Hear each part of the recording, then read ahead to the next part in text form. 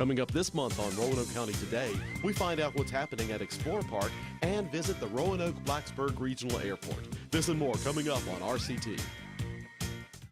The Roanoke County Recycling Drop-Off Station near the Brambleton Center has moved. Now located on Valley Forge Avenue, just off Brambleton Avenue, behind the Cave Spring Rescue Squad and at the foot of the hill from the previous location. Plus, the recycling trailers at all locations will now be single-stream trailers. Single-stream means that material can be commingled into any available compartment. Also remember that we only accept plastics number 1 and number 2. These simple changes, coupled with breaking down of boxes, will greatly increase the capacity of the trailers. Go to RoanokeCountyVA.gov for more. Welcome back to the show. We're out here today at Explore Park, and joining me is Roanoke County's Director of Parks, Recreation, and Tourism, Doug Blunt. Welcome to the show, Doug. Thank you, Amy. We have you on quite often talking about all things parks, recreation, and tourism, and certainly Explore Park is a big part of that. So remind viewers, what is Explore Park and where is it?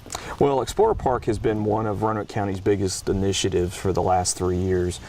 We have developed an adventure plan for the park that takes it from being just a passive recreation park and turning it into a destination not only for our local residents, but for folks all around the Commonwealth and the southeastern part of the United States. And where is it located? It's located off of the Blue Ridge Parkway, and it is settled just in the eastern part of Roanoke County. You can access it from 581 and 220, or by coming down the Blue Ridge Parkway to the Roanoke River Spur Road. Okay, very convenient for anybody, whether you're coming from the in-town side or on the parkway We're side. only 10 minutes from downtown Roanoke, so it's very convenient for anybody that wants to be able to come out and enjoy the beauty that we have here of the water, the air, and the land here.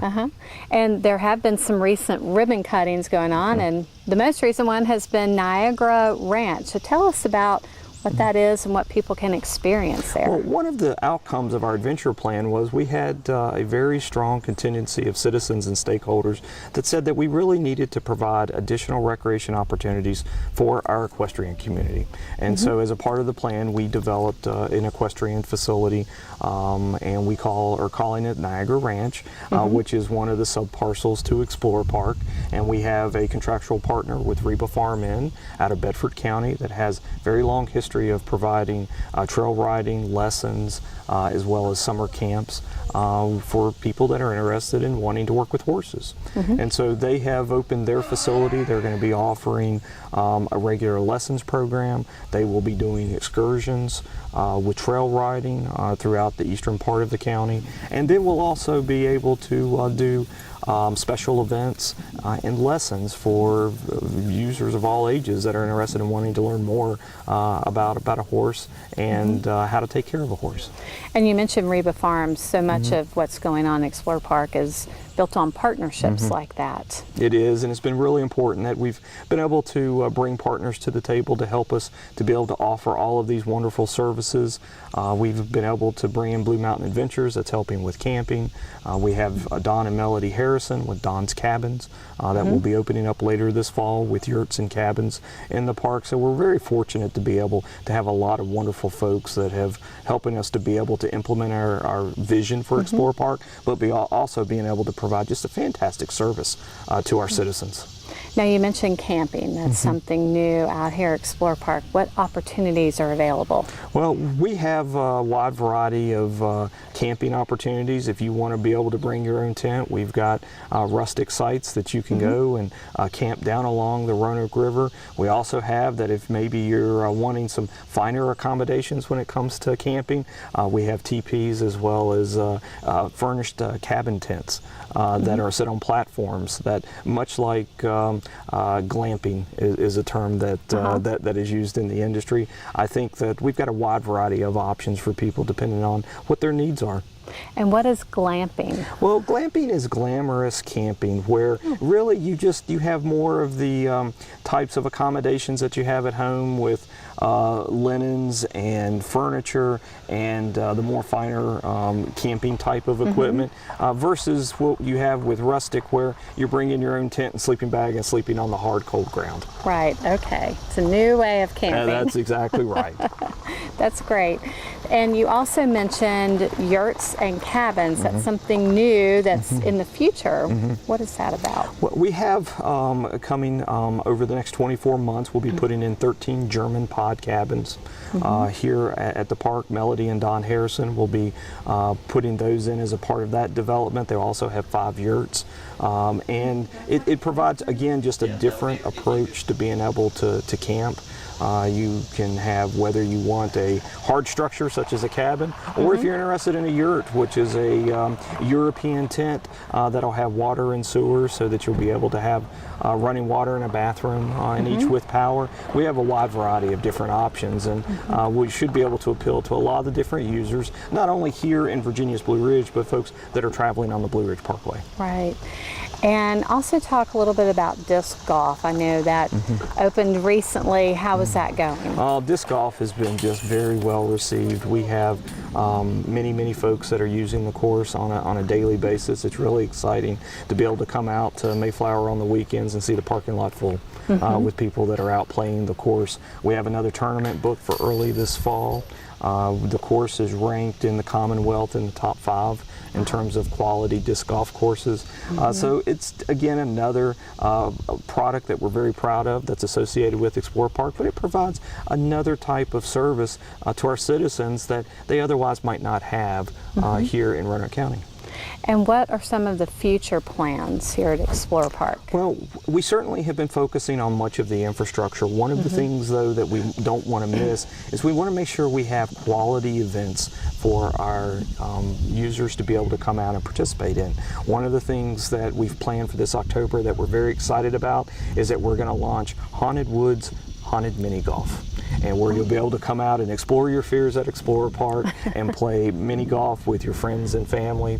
And we're very excited. We're partnering with some of the area high schools, some of the drama departments to be able to provide ghost and goblins to help with your haunted experience while playing mini golf. But we'll be doing that the last 2 weekends in October, and there'll be a lot of promotions about how you can take advantage of that. We're also partnering with Center in the Square for this winter, and we're going to have a Christmas festival out here at Explorer Park right before Christmas. And we want to be able to make sure that Explorer Park is a 12-month destination, and so not only do we want to have activities in the summer and fall and spring when the weather is much more enjoyable for outside, but we want to create opportunities for people to even come out in the wintertime so that it is a true 12-month destination. And talk a little bit about the trails out here and biking. I know that's certainly a very attractive thing for people out here. Well, we're very fortunate that we have 14 miles of mountain bike trails, and we're currently working on a plan to enhance what we have. We need to do some trail rehabilitation with our existing trail system, but we also need to build some new trails that create flow and create more opportunities for our beginner mountain bikers. And so right now we are working on a plan to enhance that trail system, and we're hoping that we'll be able to have some new mountain biking opportunities in the spring of 2019. Okay, a lot going on out here really at Explorer Park. A lot of very exciting opportunities. Very good. Well, a lot for people to do out here, and if they're interested in finding out more, how to sign up to come out here to an event or rent a cabin or whatever it may be, where can they find that information? The best way to get information on Explorer Park is 24 hours a day at www.explorerpark.org. Okay, very good. Well, thank you for the updates, and we look forward to coming out and hearing more about what's opening up out here. Thank you, Amy. Okay, we'll be right back. My name is Brian Klingenpeel, and I'm the Community Outreach Coordinator for Roanoke County Fire and Rescue. It's August, and that means that Roanoke County schools are back in session. School days mean oftentimes that there's some extra congestion on the roadways as yellow school buses pick up students and as harried parents drop off their kids before work. So it's never more important to pay attention and slow down where children are present, both before and after school. Some schools have some very specific drop-off procedures for their students, so make sure you know what your school's procedures are for the safety of all the students involved. When you're driving behind a school bus, make sure you leave some extra following distance, more following distance than you would if you were driving behind a car. That allows you some extra time to stop when the lights on the school bus start to flash. It's illegal to pass a stopped school bus that is loading or unloading children. If the yellow or the red lights are flashing and the stop arm is extended, traffic must stop. Be alert. Children are often unpredictable. They tend to ignore hazards and take risks. Also, the area that is 10 feet right around a school bus is the most dangerous for children. So make sure you stop plenty far back to give those children plenty of space to enter and exit the bus safely. And we always want you to remember to slow down in those school zones. Please obey the posted speed limits in any school zones. Educating college students on what they can do to stay fire safe during the school year is important, but it's oftentimes overlooked. One of the first things you can do is to choose housing very carefully. Make sure that your dorm or your off-campus housing has sprinklers and smoke alarms and fire alarms. Also, when that smoke or fire alarm sounds, we want you to get out quickly and stay out. Many first-year college students are living alone for the very first time, and so they need to be reminded of things like having a fire escape plan and making sure that they know 2 ways out of every room. Also, college students that are living in off-campus housing, many of them are cooking for the first time. So make sure that you stay in the kitchen when you are cooking and never cook when you are drowsy from medicine or from alcohol. You should always check your school's policies about having things like electrical appliances in your room or candles. If you're using candles in your room, it's very important that those are blown out before you go to sleep or before you leave the room. This time of year is very exciting as schools start back and as college students start their higher education journey. Roanoke County Fire and Rescue wants to make sure, though, that it's also a very safe time for both students and parents alike. So here's wishing you a very safe school year. For more information on any of these topics or others, please feel free to contact me, Brian Klingenpeel, at 540-777-8718, or you can find us on the web at roanokecountyva.gov/fire rescue. Roanoke County Today, we'll be right back.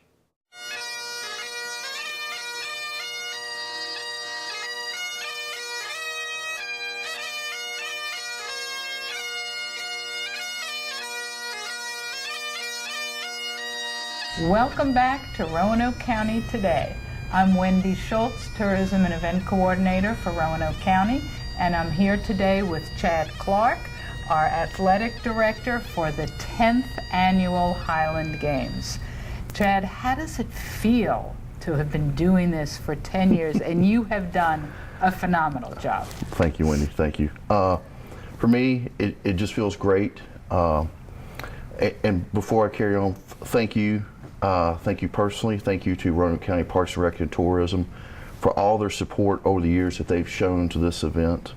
For me, how does it feel? Like I said, it's so great because on a personal level, it combines so many of the things I love into one event. Right. It's a free event to the community. I'm born and raised here. I have so much pride and love in the community. So it's an honor to be able to give back to that. It combines string sports, which I love. It gives back to the Scottish heritage and culture that the Valley is very rich in. So it gives people a way to learn more about that. And also not lost in the fact that it's also a fundraiser event for a veterans charity, Right, yeah. Which is Warrior 360. Great organization. Great organization. Absolutely amazing organization, and I always tell people that our veterans are our nation's greatest treasure. I truly believe that. My father was a veteran. He was heavily involved in charitable work, so to be able to follow on in his footsteps, Yeah. it really means the world to me. But again, like I said, it's my way, and I think our way of really giving back to the community Well, great. Well, tell us a little bit about what folks can expect when they come out to Roanoke County's Green Hill Park on August 25th. Let us know what they can expect, and tell us about some of the new things that are going to be happening. Okay. Well, there's so much that, there's literally something for everyone. And kind of bounce around a little bit. Our goal each year is to always make the event bigger and better. I'm not the type of person to rest on my laurels. It's always, forward, moving forward. So for example, for children, we'll have a children's activity area, like a small children's Highland Games. For adults, we are now partnering up with Soaring Ridge Brewing Company. They're going to have a nice beer garden. For music aficionados, we'll have pipe bands such as Virginia Highland Pipes and Drums. The Pipers Club will also be performing. Currently we're working on getting other musicians involved as well. So there'll be lots of things like that.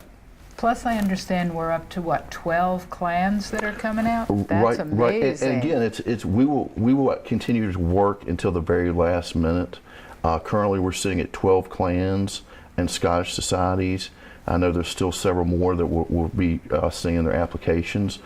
So as that grows, it's just a continuation of people to come see the clan tents, learn more about their Scottish heritage. And the food. We are going to have some amazing food vendors out there, which I know you love. I don't think I've ever missed a meal, Wendy. Right, exactly. Lots of good food vendors, lots of different Scottish themed, like craft vendors. We'll have people selling kilts there, selling Scottish artwork.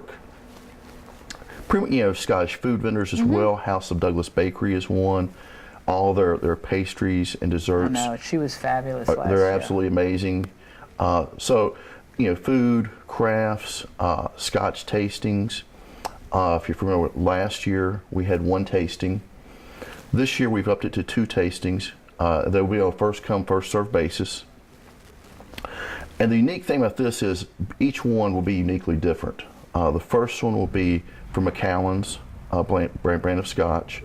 And then later in the day, we'll do one featuring the Highland Park brands of Scotches. Right. So a little bit, something unique to offer each time. We also have an additional sporting event, or several mini events with the rugby team.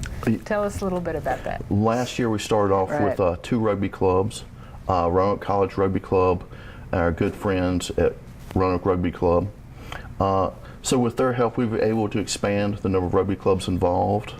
And that gives us something, a unique thing as well for people to come out to watch, to spectate, to learn more about the sport of rugby. Roanoke Rugby Club here has been going on for, I believe they were established in 1972. Plus there's also a connection to Scottish heritage with rugby, which I didn't know before. Definitely so. Rugby and Scotland pretty much go hand in hand for the most part. A lot of the other games in the region feature rugby matches. So it's just a way of tying in things, and like I said, again, just another way to increase, things going on at the event, but yet continue to tie into the Scottish theme. And then another thing we've added, talking about the sporting aspect of the event, is a women's pro division. If you would just talk about that for just a minute. We're going to have in years past, we've had a men's pro class, and we're bringing them back again this year. And again, that's my background, strength athletics and Highland Games. And I'm very proud to have athletes come back that have been with us previous years. This year, we had the unique opportunity to really showcase something very unique and different. And that is a women's elite class. And when I say elite, these women are beyond elite. They don't actually have a technical pro class, so we have to call them elite. Gotcha. But we have multi-time world champions. We have the current national champion coming back. We have people that were literally inches away from making the Olympic team in their track and field based events. These women, like I said, to be able to give them an opportunity to showcase in front of people and show what they're all about, to me, it's just an amazing opportunity. Great. You have put together an incredible program. You really have. Tell folks again where and when the event's going to be, and we can't fail to mention that all of this is free. I mean, That's right. obviously, if you're going to buy off a vendor, that's a different, but everything else, absolutely free. Yep. So again, it's Saturday, August 25th at Green Hill Park. The athletics actually start at 9, but the opening ceremony, we have so many athletes we have to take care of. We have to get that started early. It actually won't officially open up until 10 with the opening ceremonies. Again, a free event for the community. A huge thank you to you for the support that you've shown over all these years. Thank you to Roanoke County Parks and Tourism. Thank you to our local sponsor, Virginia Prosthetics. We'd be lost without them. Yeah, they've been great. A huge thank you goes out to our good friends from South Carolina, Palmetto Primary Care. They were really responsible for making a lot of the men's pro class happen. Thanks to all the people that sponsored it. It's too many to name, to making the women's elite class happen as well. And thank you again. It's going to be a fabulous day in the park.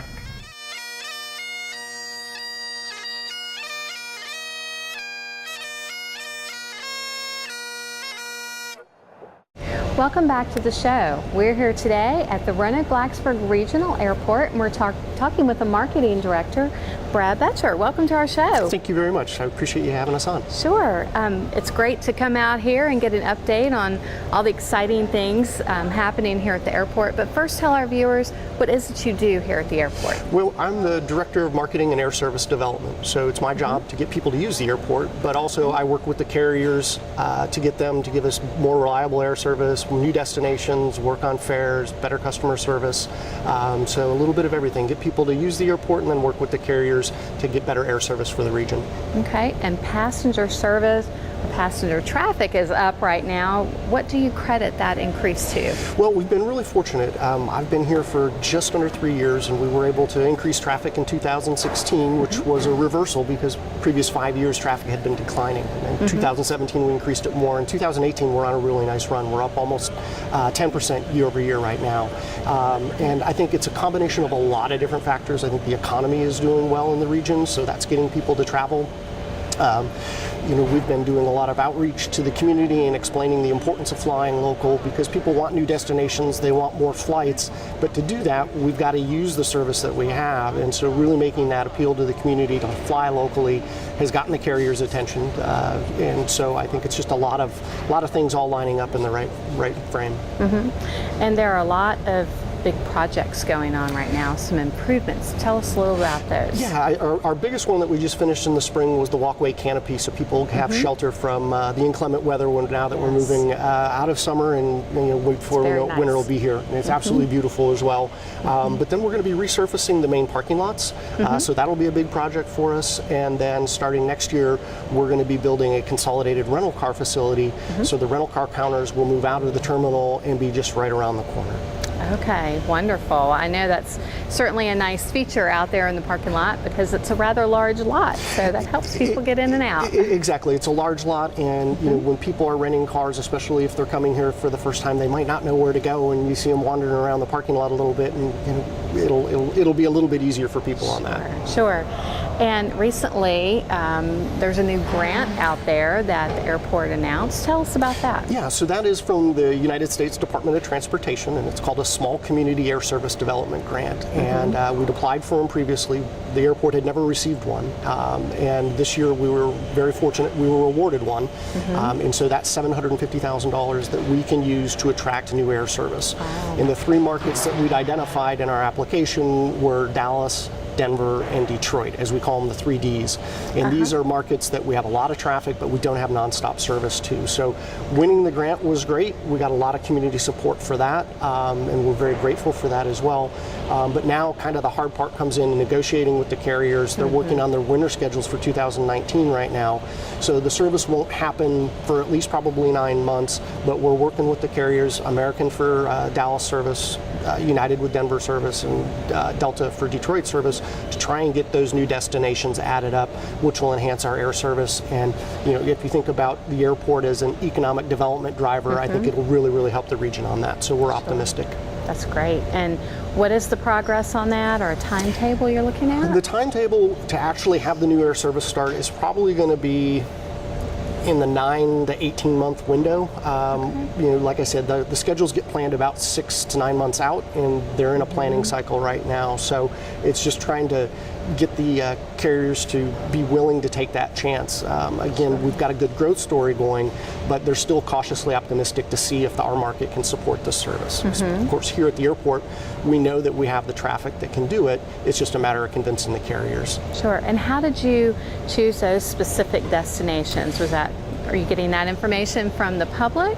Well, that's a great question. So we subscribe to a bunch of different databases that give us information on air traffic. And so as far as what we do is we look at what our busiest markets are that don't have nonstop service. And then you do a financial analysis on that and figure out, do those markets generate enough revenue just going between the two markets? So in this case, you know, is there enough revenue that can be generated to profitably operate a flight between Roanoke and Dallas?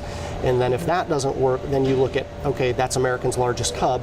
Would we be able to have enough connecting traffic over Dallas to make that route profitable? And so we've identified the 3Ds as well as Boston as another market that we feel can operate profitably out of Roanoke.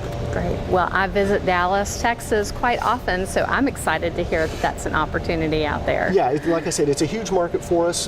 We have about 30, 35 people a day that go back and forth between the two cities, and so we know from our business community that would be a huge ad. People are very excited about Denver. We've gotten lots of public feedback on that. And then Detroit, you know, if you think about Torque Robotics out in Blacksburg, the Smart Road, there's a lot of traffic back and forth, as well as Eldor coming into the market too. When they're up and operational, they go back and forth to Detroit quite a bit. Lots of traffic. Yes. That's great. And so what are the future plans to let people know about these wonderful assets going on here at the airport? Well, we've just started a new marketing campaign called ROA Myths. And one of the things that when I got here, I kept on hearing all these different myths about the airport, whether, you know, we charge the airlines too much and that's why our airfare was too high, but it's not. We're geographically isolated. And so the carriers know people, they can charge more, or if people don't want to pay higher fares, they'll force them to drive someplace else to fly.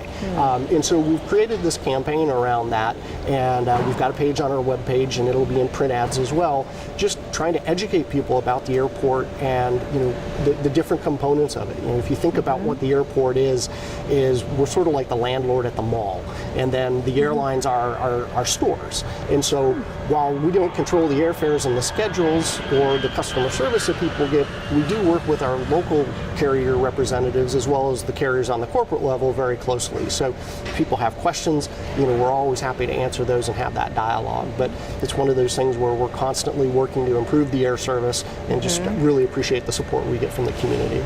Good.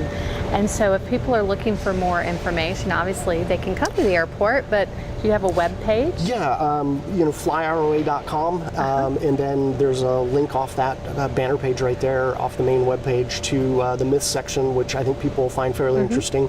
And then we're also on Facebook under Roanoke-Blacksburg Regional Airport, and we do a lot of fun stuff on there as far as aircraft videos and stuff like that, time-lapse stuff that we can do in our spare time to just give people an insight into what things are going on here at the airport and a behind-the-scenes look that they might not get. Sure. Well, great. Lots of good, exciting things happening here at the airport, and I hope we'll get to visit with you again soon and hear more of what's going on. Anytime. I'm very hopeful that before too much longer we'll have a route announcement. We're working diligently on that, you know, and we will be hosting an airline conference here in Roanoke in early September. So we're excited to get planners from the airlines into Roanoke, show them what the region's all about, and hopefully have that make a little bit more progress on securing some more air service for the region. Great. Well, thank you so much for your time. Welcome. We appreciate the update. Thank you. It's always a pleasure. We'll be right back. Our four-legged friends make us smile all year long. Isn't it time we return the favor? The Regional Center for Animal Care and Protection needs your help to help keep these pets happy and healthy. Our goal is to keep pets in loving homes and out of shelters. You can make this happen by donating to the RCACP Food Pantry any time of the year. The following donations are needed: canned cat and dog food, dry cat and dog food, cat litter, and toys.